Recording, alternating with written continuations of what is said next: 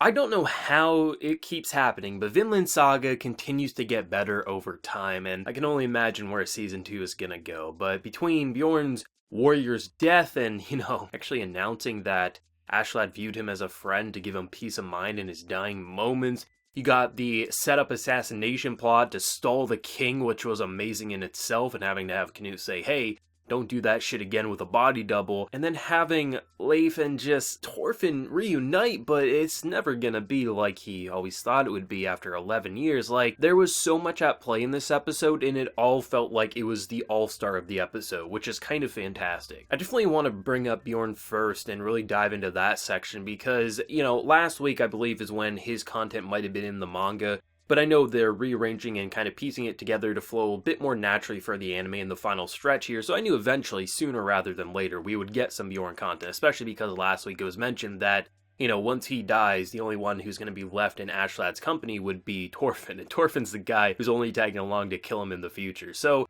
really, the only true ally he had was a dying man who probably wasn't going to make it, and I thought it was so interesting to see the compassionate side of Aslak in this situation, where he continued to visit Bjorn, he continued to look after him, and you could tell that something was on the horizon. As you could look at him, he was sweating, he looked like he had a poison. He looked like his body was just not going to make it, and based on the dialogue in the prior episode, it definitely hinted that he was going to die. And immediately I realized, if that's the case, if the visuals are really going in the direction I think they are, there's no way that this man is going to die in a bed. He is a warrior. He's a very proud warrior. And when he asked about Aslak's leg, I knew, yep, there's going to be a duel. And the fact that we got, the setup for another duel as well as after killing him is just kind of insane. But it was nice to see that duel play out because it was very quick. You knew the outcome as soon as the blades were drawn. It was more about giving a proud warrior peace of mind in his final moments. And the fact that they didn't just go the route of just letting it be two allies coming at each other and obviously his leader putting him out of his misery in a noble warrior fashion, but the fact that he actually brought up touchy subject matter towards that blade is something that really is like the icing of the cake for this moment. The whole idea that, he's both a Viking, but he's also not a Viking. He both loves and hates the people he's been traveling with, and it's such a weird Jekyll and Hyde type mentality that he has going on for him, and it's actually kind of painful because Bjorn's been with him for so long. He's obviously always viewed him as a friend at the very least, if not, a father figure or something even like that. And to really see how little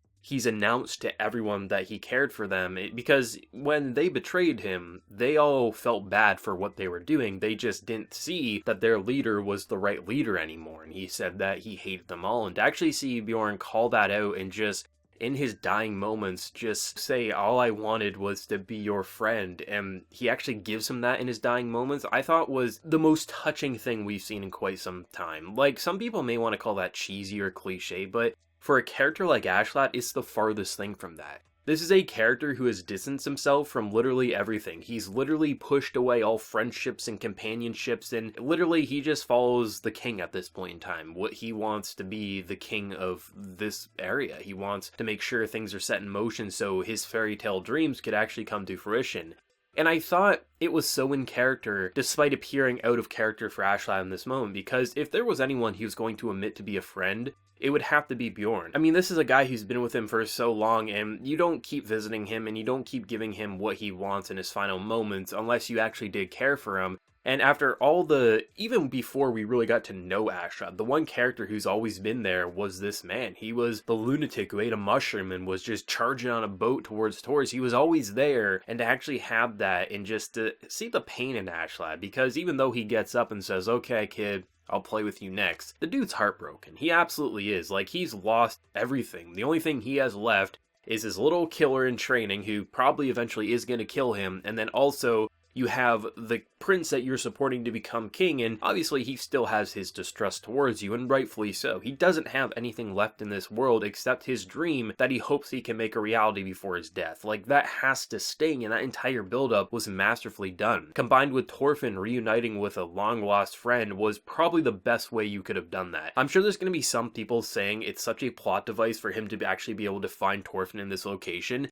And if anyone says that, think about this. He's been searching for 11 years just because he finally came into contact with Thorfinn in the middle of a plot-centric area doesn't mean that's just like a plot device. He literally was searching for 11 years. That's the farthest thing from just having something happen just so you could have a character moment. So anyone who says that, just think about that. 11 years of searching, that definitely wasn't convenience. It definitely was the farthest thing from convenience. But having the kid that you've been searching for all this long just come charging down at you, killing a man, and not even recognizing you at first, and you sort of recognize him, but it couldn't be, right? You know, the smiling kid towards his son, that couldn't be who it is, and just the entire back and forth to then the realization of who that was. I knew it couldn't last, but I'll be honest, it was tear-worthy to see that reuniting hug, and just how happy he was to see what he was searching for all along is finally here. On his side, he probably thinks his work is done. He can finally go home. He can finally reunite a broken family. But Thorfinn, he's not the same person, and he'll never be the same person again. And that's where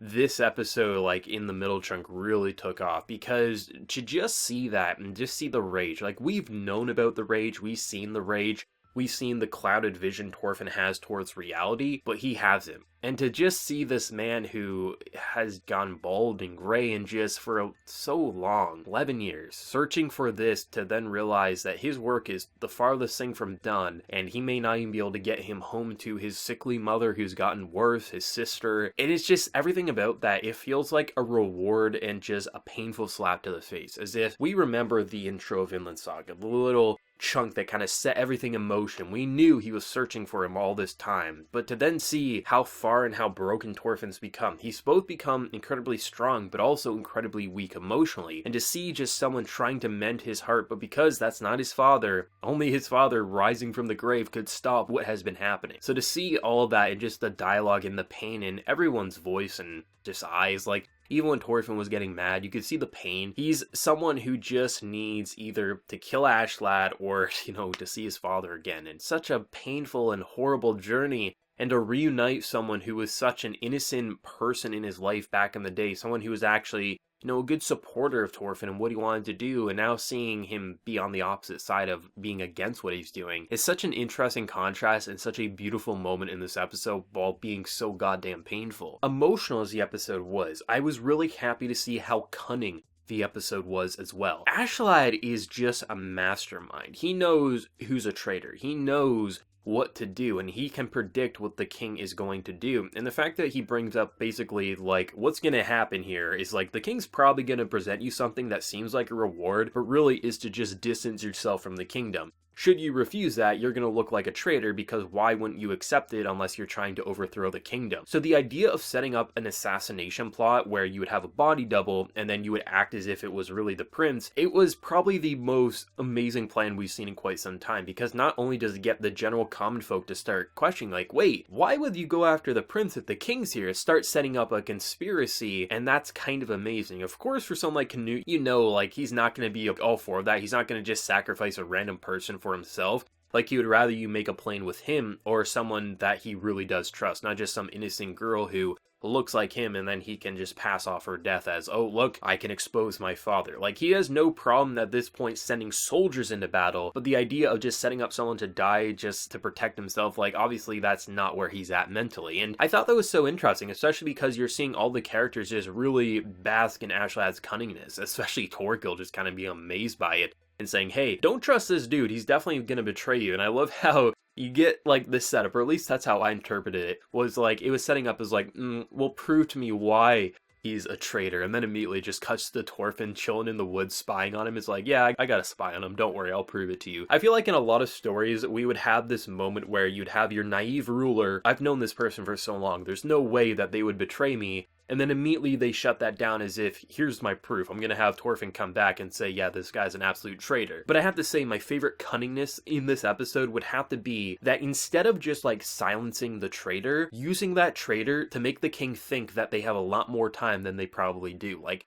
that is such an Aslak move, and is why I've always loved his addition to the story, because even if he's on your side or against it, the way his plans come together, it just feels like such an old wise wizard, like someone who has these years of experience and just always knows what to say or do, but at this point in time, with how little companionship he has left, even if he's convinced himself that he didn't care for any of them besides, I guess, Bjorn at this point, he has really no one. The only companion he truly has left is Thorfinn, and that's not a companion that you're gonna, sit by the dinner table with, drink your problems away. No, because Thorfinn's gonna look at you while sharpening his dagger, being like, "You want a duel?" It's like, no. He can't really talk anymore with anyone, especially not even the prince that he follows, because, there's a lot that the prince doesn't want to do that Askeladd clearly would want to do, because he knows that even though he disagrees with it, this is the optimal outcome for your success. And I love that. I love how it just feels like things are crumbling while also progressing in a very interesting direction. Like, there's just so many ways that this story could unfold over its last 3 episodes, and it feels like conspiracies and cunningness and just corruption is just always point blank in our face, but we still can't predict exactly where it wants to go.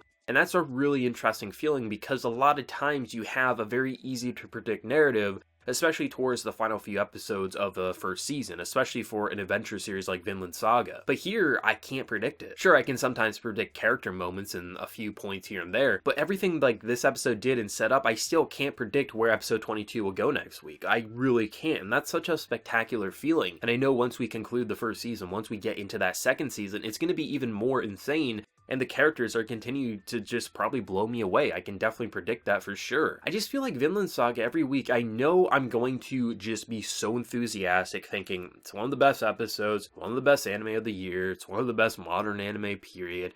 But still, they find new ways to do things I was not expecting. It's such a refreshing feeling. It's so great, and I just hope this series continues for the long run. I hope it gets a full adaptation. I don't think they started to publicly talk about season 2, but it's definitely been hinted at, so I don't know, man. It's sad that it's very close to coming to a close, but at the same time, it feels good, because it doesn't feel like, to me, like the quality's dipped, and as if we're gonna go out on a bang, wait for that season 2, and when we get it, we're gonna feel refreshed and rejuvenated, as if, yes, more Vinland Saga, more epic adventures, keep giving me more, and it's not even going to be a competition of what's going to be the best anime of that initial season that it starts airing, unless there's a lot of really good sequels. But still, Vinland Saga is kind of in a league of its own at this point, so I don't think we'll have much competition. Once again, an amazing episode. I love the directing, especially the emotional directing, and just the simple moments where you can tell how disappointed a character is like Askeladd, but he just rises to the occasion and says, "Hey, let's duel." You gotta love those moments. You gotta love characters like Askeladd especially, and just everything that happened. But what did everyone think of this amazing episode of Vinland Saga? Your favorite moment? Where do you think next week is gonna go? Whatever you feel, do let me know, and be sure to like the video if you did enjoy, and remember to hit that subscribe button if you have any news. So until next time, everyone, please take care and have a good one.